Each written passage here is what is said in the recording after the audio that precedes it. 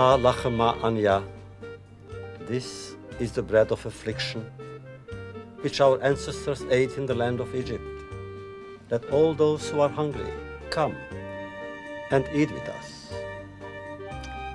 Thus begins the tale, the unique tale, the tale of the Seder, that ancient family ceremony in which Jews the world over joined in reliving an event that took place some 30-odd centuries ago. I am Elie Wiesel.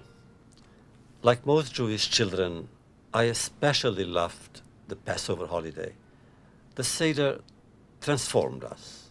My father became a king, my mother a queen. But a lifetime separates me from the child I once was. It's not that I love Passover any less now, but I do love it differently. Now I love it for the questions it raises, the compassion it evokes, the memories it keeps alive, and its challenge to children to ask questions. What I particularly love is the idea that all over the world, Jews perform the same rituals tonight. We invoke the same images, we eat the same matzah, we sing the same songs, and together we remember a turning point in our history. The book we read from this evening is called the Haggadah, a Hebrew word meaning the telling of the tale. Tonight, Jewish law commands us to retell the story of the Exodus from Egypt, a story that belongs to all of us, a story of freedom, and a story for hope. And so, let us start together.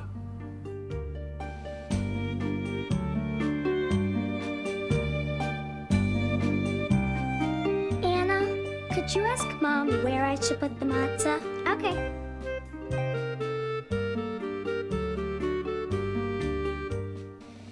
Jenny, put the matzah in front of Daddy, not on the side. Okay. Now come help me prepare the Seder plate. Coming. Hi, Grandma. Hi, sweetie.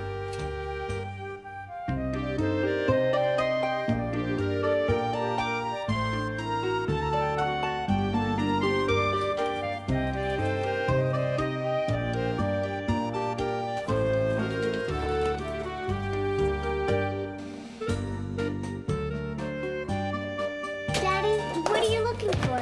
Now, where did I put the Haggahs? Grandpa? Did you all see this when you were a little boy? Oh, yes. And my grandpa had Seders when he was a boy. And his grandpa, and all the grandpas before him, too. How you doing, Jenny? Okay. Yeah. Mom, how do you know what goes on the Seder plate? Grandma taught me. Now I'll teach you. Did you know the entire story of Passover is told right on this plate? It is. Each food is a symbol of the holiday. The shank bone is placed here. The shank bone represents the Paschal lamb, which the Jews offered to God at the Holy Temple in Jerusalem. Where does the egg go? The egg is placed here. The egg, in its roundness, symbolizes the cycle of life. What's next? Next is maror. Maror is the bitter herb which reminds us how bitter it was to be Pharaoh's slaves. Get a spoonful of charoset. Charoset represents the mortar which our ancestors used in building the pyramids. Parsley, or karpas, comes next. Why parsley? Parsley stands for spring and hope and renewal. It's beautiful. So, can we eat now? Wait, not yet. There is an order to everything tonight. The Hebrew word seder means order. I found them. Yes. Now we can begin. Okay.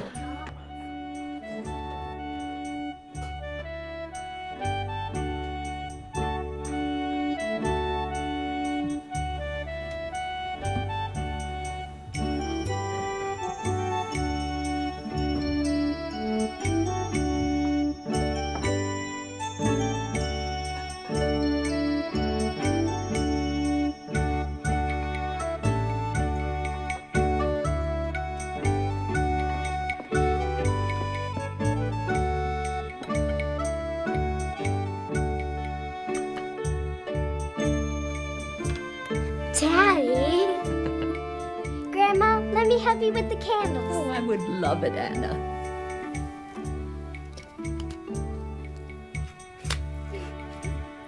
Baruch atah Hashem, Elokeinu melech haolam, asher kiddeshanu b'mitzvotav, v'tzivanu lahadlik ner shel yom tov. Baruch atah Hashem, Elokeinu melech haolam, borei pari hagafen. Blessed are you, Lord our God, who creates the fruit of the vine. Amen.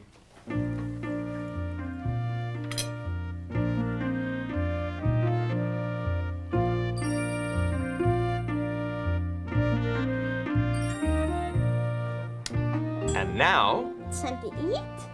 not yet, Michael. It's time to dip parsley in salt water as a way to remember the tears of our ancestors. Baruch atah Hashem, Elokeinu melech haolam, borei pari ha'adama.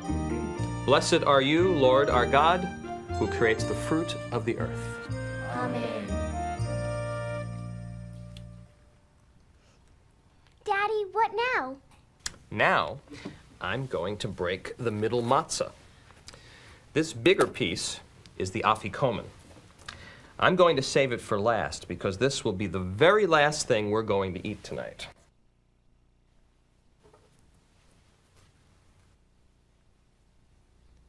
What's going on? How did I get here?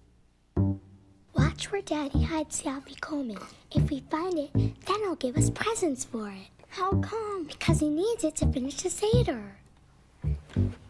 Since the afikomen is so important, I should probably put it someplace safe. Hey, wait a minute. Why am I going someplace else? Let's see now.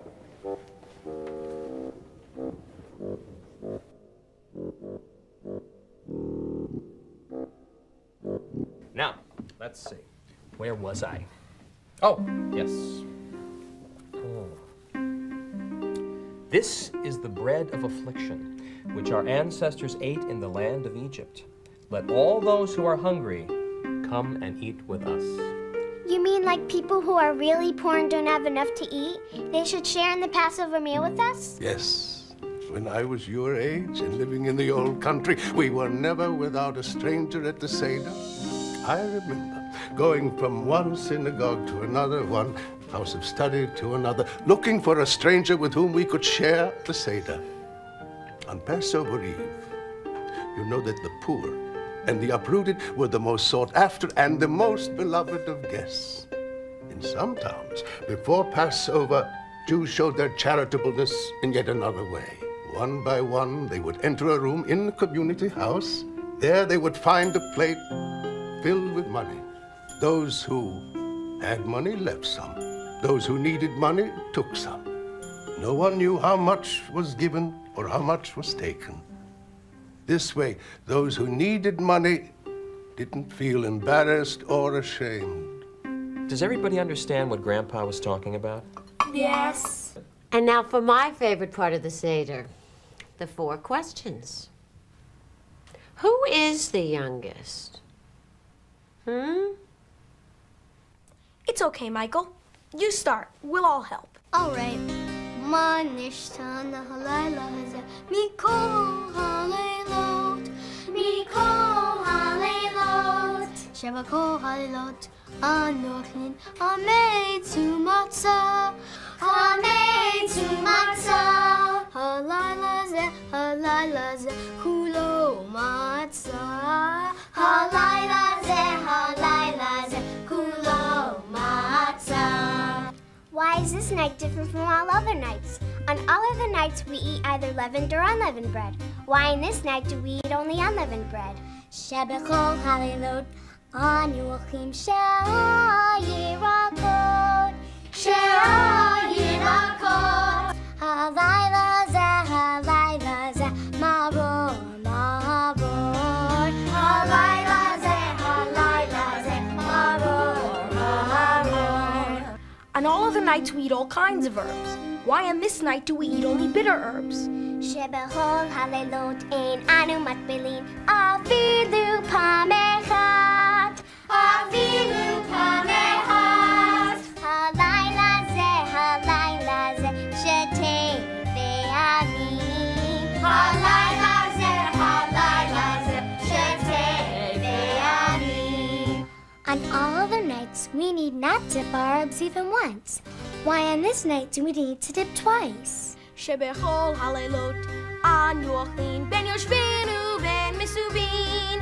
בין יושבינו בין מסובין. הלילה הזה, כולנו מסובין. הלילה הזה, כולנו מסובין. On all other nights we eat sitting or reclining. Why on this night must we all recline? All right.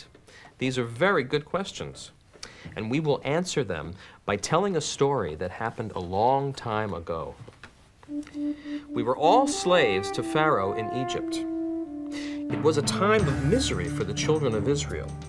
We were forced to work day and night, making bricks, hauling stones, and building cities for the cruel Pharaoh. Then, Pharaoh became even more wicked, and he ordered that every newborn Jewish boy be thrown in the Nile. Families were torn apart. What happened then, Daddy? Well, God saw our suffering, and he delivered us with a mighty hand and an outstretched arm. Had God not brought forth our ancestors out of Egypt, then we, our children, and our children's children might still be slaves to Pharaoh in Egypt. Go ahead, Dad. You continue the story. And so God decided to punish Pharaoh with 10 plagues. Wait a minute. What about Moses? Isn't he part of this story? Of course he is. But by mentioning him only once, the Haggadah is stressing that it was God, not man, not even a man as great as Moses who freed us from slavery. And now? It's time to eat? Not yet. First, we have to recite the 10 plagues. And as we recall each plague, we spill a drop of wine. Why? To show our compassion for the Egyptians. You know, wine, or grape juice, symbolizes joy. And with each drop that we spill, we give up a little bit of our joy. Dum. That's when all the water in Egypt turned into blood. Svardeya. Then there were frogs jumping all over the place. Kinim. Next, all the dust in Egypt turned into lice. People were itchy all the time and scratching didn't help. Arrow. Suddenly wild beasts showed up, biting, chasing, and scaring everyone. Dever. All the animals that belonged to the Egyptians got sick and died. Then they all broke out in boils. That really hurt. Bara. Balls of hail mixed with fire started falling. It came down so hard that it even shattered trees. Arbe. Huge swarms of locusts with teeth like lions ate up all the grass and all the leaves on all the trees, and there was nothing green left growing in all of Egypt. For 3 days, the sun, the moon, and the stars disappeared. It got really dark. The darkness was so thick, you could touch it. At midnight, the angel of death came and struck down every firstborn Egyptian son. Even Pharaoh could stand it no more. He told the Jews to take whatever they could carry and leave Egypt forever. And so, the people of Israel gathered their possessions, including the bread they were making, which didn't have time to rise, and so it remained flat, like this matzah. Oh, okay, I get it.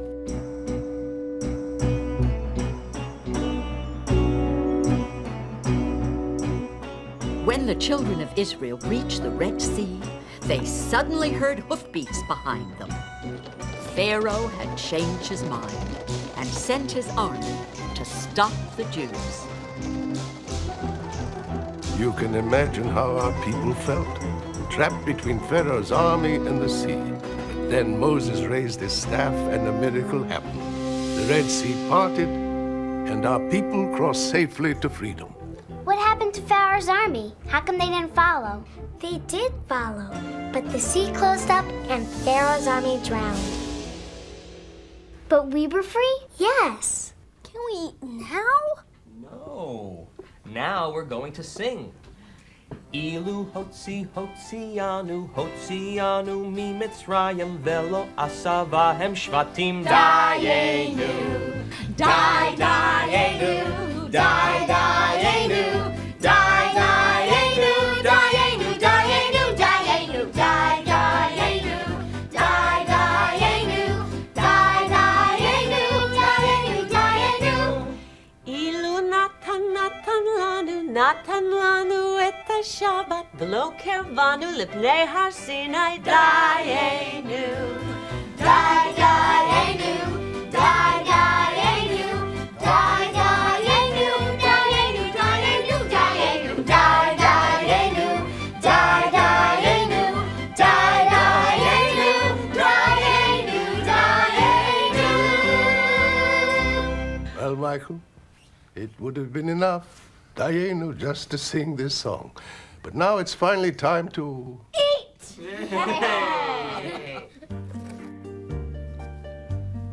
Baruch atah Hashem Elokeinu melech olam asher kitshanu b'mitzvotav v'tzivanu al achilat matzah. Baruch atah Hashem Elokeinu melech olam asher kitshanu b'mitzvotav v'tzivanu al achilat maror. Amen.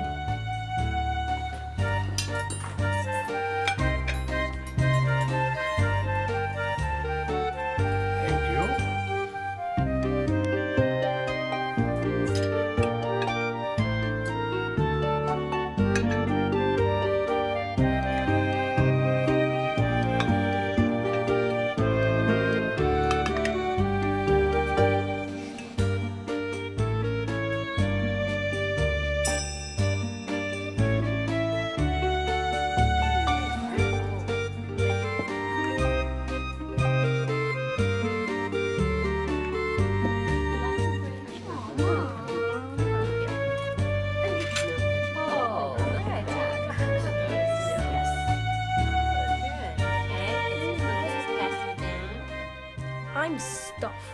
Me too. It was a great meal. Boy, wish I'd been part of it. That was delicious.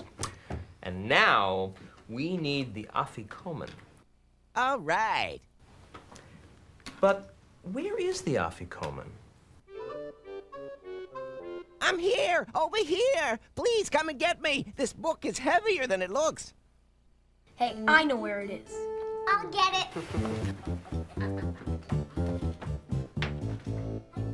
Found it. Me too.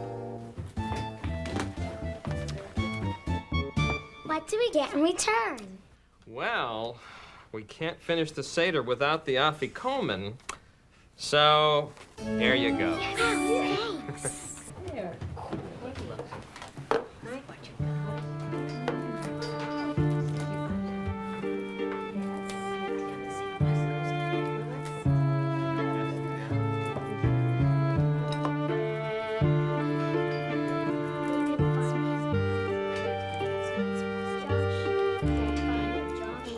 When are we going to open the door for Elijah? Not yet, Anna. First, we must say our thanks to God for our meal. Baruch atah Hashem. Blessed be God whose food we have eaten, who sustains the entire world, and by whose goodness we live. We thank you for liberating us from Egypt, for redeeming us from the house of bondage, and for teaching us your laws. May we find favor in your eyes, and let us all say, Amen. Okay, Anna, you know what we do now. This is the cup for the prophet Elijah, who mysteriously visits every Seder on this night, bringing hope to all those who are in despair. Anna and Michael, would you please go open the door for him? One day, Elijah will come to stay, and on that day, he will accompany the Messiah to Jerusalem. Now, before we all sing Haggadah, I have one more question I'd like to ask. Why do we do this every year, year after year after year? It's remembering who we are. This story happened to us, to our family. If we didn't tell it over and over, we might forget it. And so we come to the end of the Passover Seder. We end with the hope that next year, when we gather again, people everywhere will be free. Next year in Jerusalem!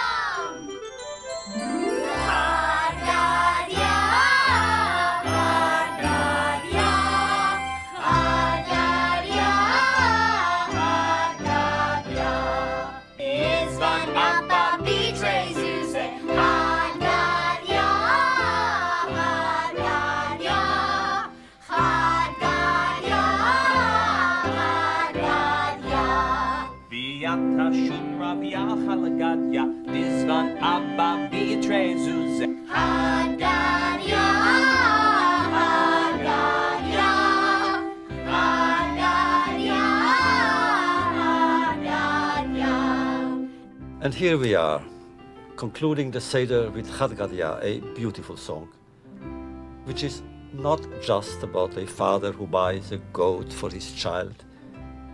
It's a song about God's creatures destroying each other. It may be a puzzling way to end a joyous meal, but one that's fraught with meaning. The Song of Haggadah reminds us that in Jewish history, all creatures, all elements, all events are connected.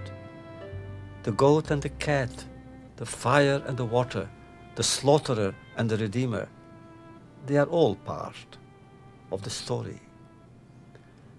Let me tell you the most important verse of the Seder.